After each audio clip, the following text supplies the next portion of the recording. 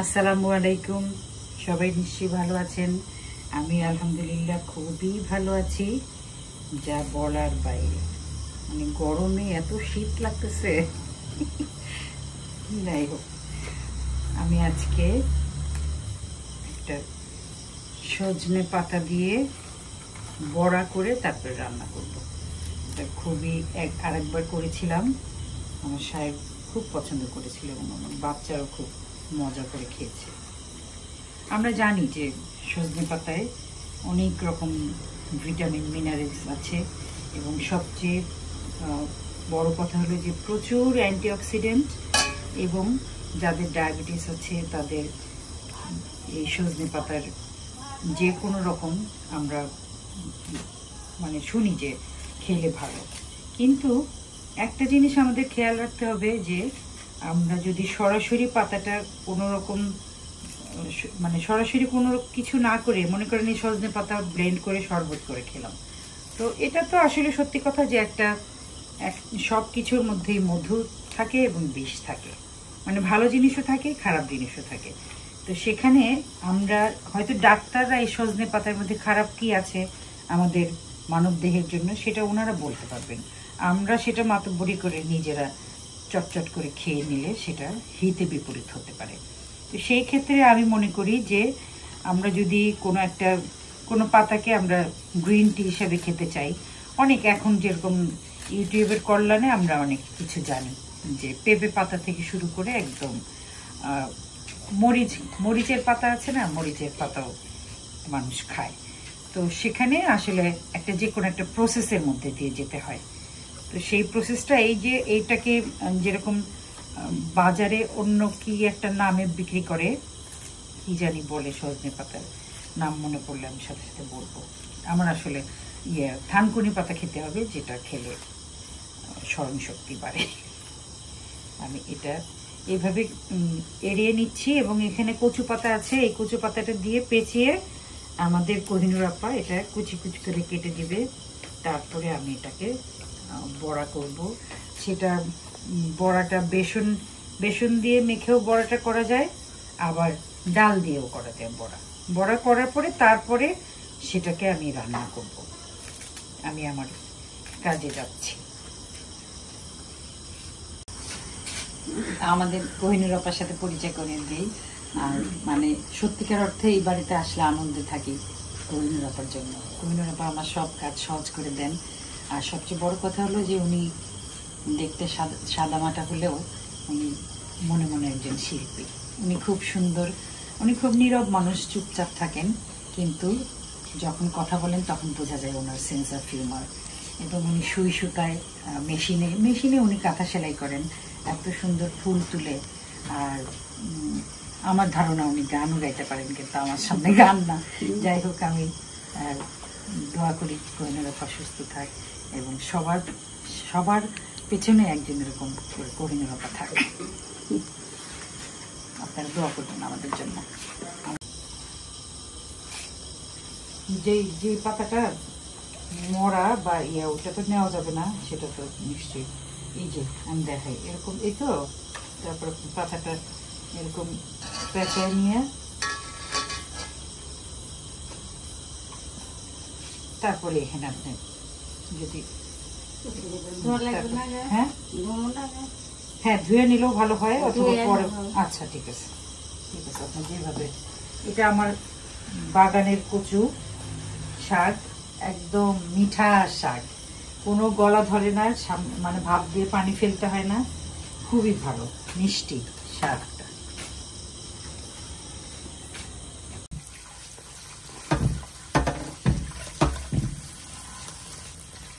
কোহিনুর আপা বলতেছে যে সজনা পাতাও ভিজে না, কচু পাতাও ভিজে না। কোহিনুর আপা সবসময় কথার মধ্যে অনেক হিউমার থাকে, সেন্স অফ হিউমার দারুণ।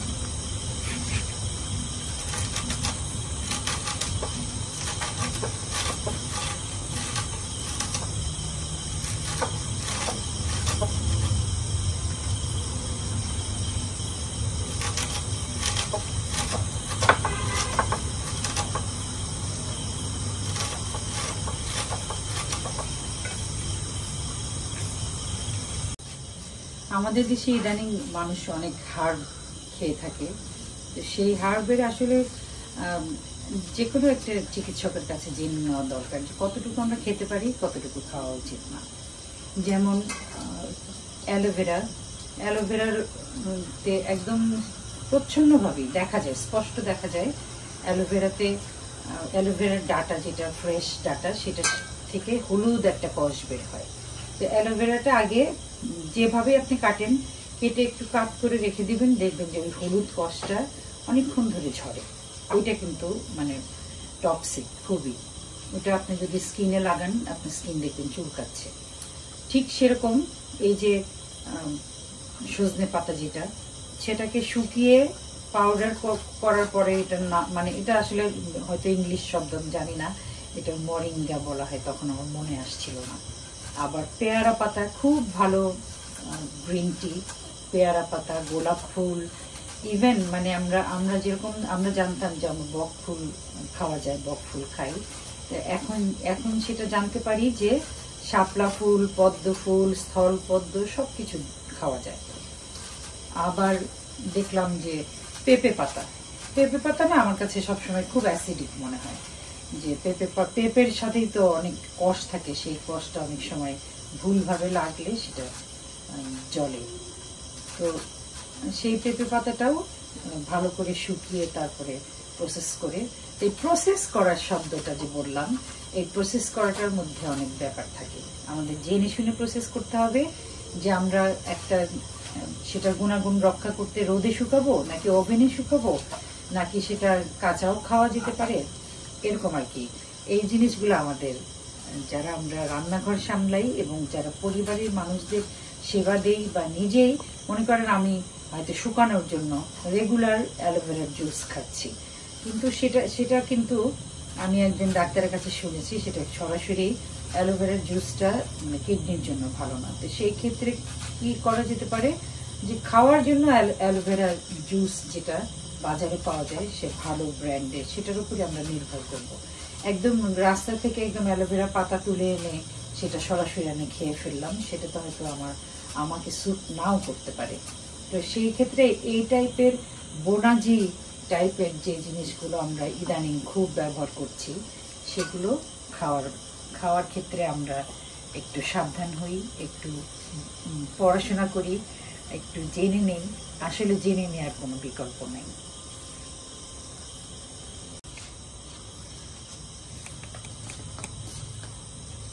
আমি এই পাতার কুচিটা মেখে নিচ্ছি। আমি ডাল বেটে নিয়েছি, কারণ এখানে ঘরে বেসন নাই। বেসন থাকলে আরও সহজ, কিন্তু বেসনের মধ্যে অনেক সময় অনেক রকম ভুলভাল উপকরণ থাকে। ডাল নিয়েছি, মসুরের ডাল, এই যে সামান্য জিরা বাটা, রসুন বাটা, আদা বাটা, আর দিব হলো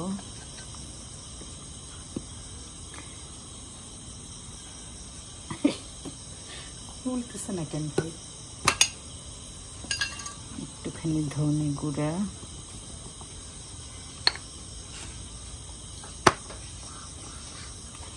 চিমটি মরিচ, গুঁড়া মরিচ,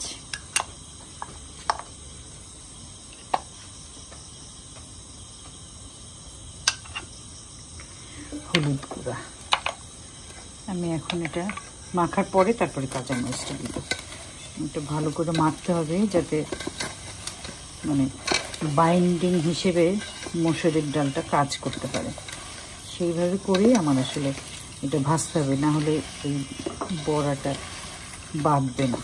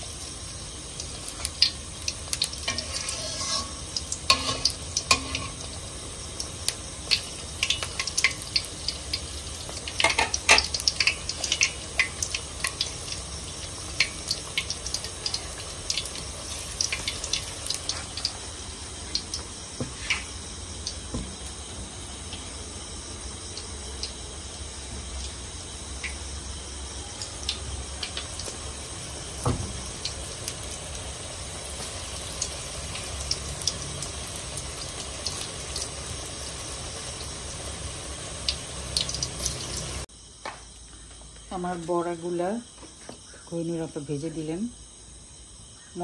এগুলো কিন্তু এমনিও খাওয়া যাবে, খুবই মজাদার, কিন্তু আমি এটা আগে খেতে চাই না।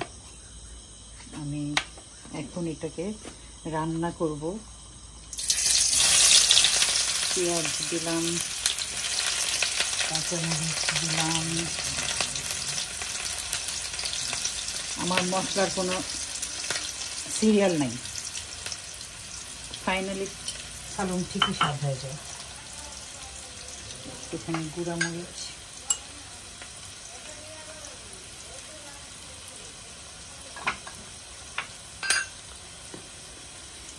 এই গুঁড়া হলুদটা আমার এখানে বাড়ির ভিতরে হাবিব ভাই একটা ক্ষেত করেছেন, সেখানে হলুদ লাগান প্রতি বছর। সেই হলুদটা উনি সিদ্ধ শুকনা করে তারপরে সেটা ভেঙে আনেন মেশিনে। আনন্দই আনন্দ। এক চিমটি জিরা ফোড়ন দিই, আর হলো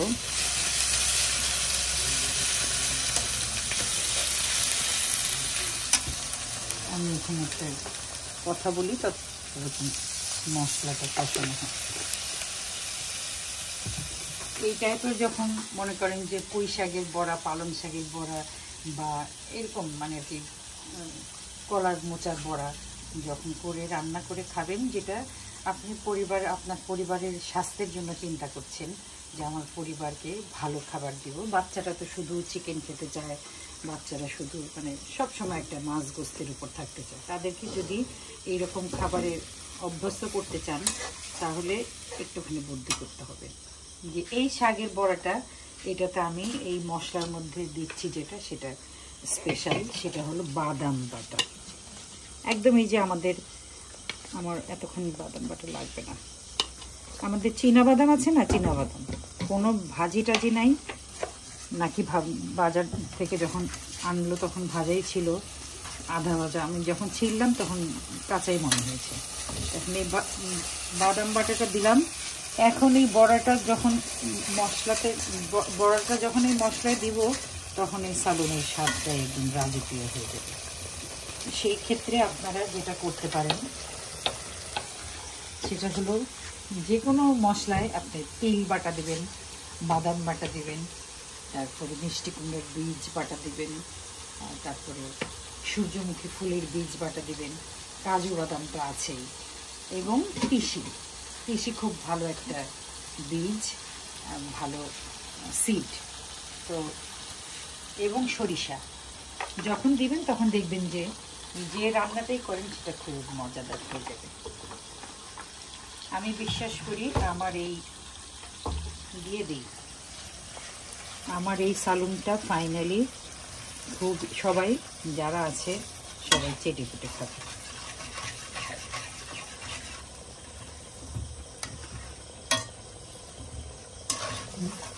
আমার মাটির চুলাটা অনেক দিন ধরানো হয় না, গরমে সিদ্ধ হয়ে যাওয়ার অবস্থা। তখন যখন যদি এখানে গ্যাসের সিস্টেমটা না থাকতো, তাহলে অবশ্যই আমাকে মাটির চুলাতেই রান্না করতে হতো। তো যেহেতু মাটির চুলা নাই, গ্যাসের চুলা আছে, সেহেতু বারবারই এটা ধরাই। কিন্তু আমি আপনাদের কথা দিচ্ছি, শীতের মধ্যে ইনশাল্লাহ আমি মাটির চুলায় রান্না করব।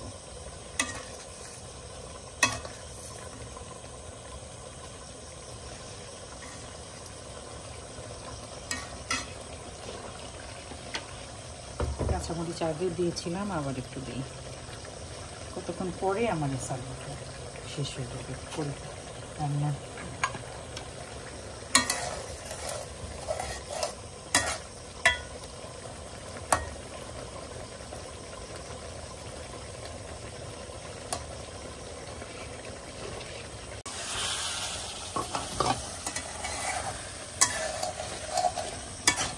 রান্না করছি বাদাম বাটা দিয়ে সজনে পাতার সালুন, সজনে পাতার বড়ার সালুন। একটুখানি কচু পাতা আছে, কিন্তু আমি সুবাস পাচ্ছি ফুলে। কেন বলেন তো? কারণ হলো এই যে দোলন চাপা, সে খুব একগুঁয়ে। সে যদি বাড়ির একটা কোণার মধ্যে একটা ঝাড়ে একটা থোকায় যদি ফুল থাকে সারা বাড়িকে মাতিয়ে রাখি। তো আপনাদের সাথে ফুল নিয়ে অনেক কথা বলি আমি, যেরকম হাসনা হেনা আমার প্রিয়, দোলন চাপা প্রিয়, দোলন চাপা আমার প্রিয়, তারপরে গন্ধরাজ প্রিয়, রজনীগন্ধা প্রিয়, মানে যত রকম সাদা ফুল, বেলি এবং তারা ঝরা একটা ফুল, যেটাকে আমাদের নার্সারির ভাইয়েরা বলেন অ্যারোমেটিক জুই। আমি জানি না আসল তারা ঝরা নামটা রবীন্দ্রনাথ ঠাকুর দিয়েছিলেন। আমার ভালোই লাগে তারা ঝরা বলতে, মানে অ্যারোমেটিক জুই বললে না, অ্যারোমেটিক বললে মনে হয় যে সায়েন্স মনে হয়, মানে আমি তো আর সেই বোটানির ছাত্রী না। তারা ঝরাটা বরঞ্চ অনেক বেশি কাব্যিক লাগে।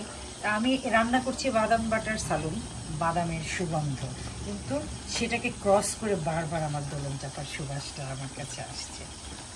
এই জায়গাতেই আমার ভালো লাগা। আমি বলি আমার এই পথ চাওয়াতেই আনন্দ। আমার সালুনটা এক্ষুনি হয়ে যাবে ইনশাল্লাহ, তারপরে আমরা ভাত খেতে বসবো। একটু দমে থাক, নামিয়ে ফেলি। বাদামের সুগন্ধ সত্যি সত্যি মৌ মৌ করছে।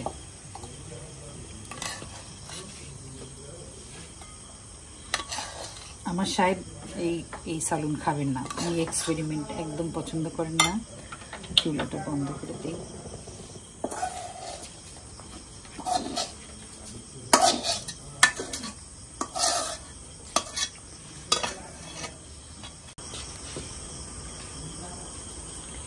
হয়ে গেল সজনে পাতা এবং অল্প 2-1টা কচু পাতার দিয়ে কুচানো বড়া, সেটার সাথে ডাল আছে, আর বাদাম বাটা দিয়ে একটা মজাদার উপাদেয় একটা সালুন। আপনারা চেষ্টা করে দেখবেন। সজনে গাছ কিন্তু খুব সহজেই হয়, একটা ডাল ভেঙে পুঁতে দিলেই সেটা আবার গাছ হয়ে যায়।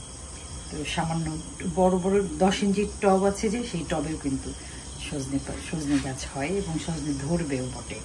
তো যাই হোক, আপনারা চেষ্টা করে দেখতে পারেন, খেয়ে দেখতে পারেন। আমি উপায় থাকলে আমি রান্না করে খাওয়াতাম। তো আপনারা যেভাবে আমার সাথে আছেন সেভাবেই থাকবেন, আমিও আছি আপনাদের জন্য ইনশাআল্লাহ। পৃথিবীর সব ভালো কাজে আমি উপস্থিত। সবাইকে আবার আজকের মতো বিদায়। আসসালামু আলাইকুম।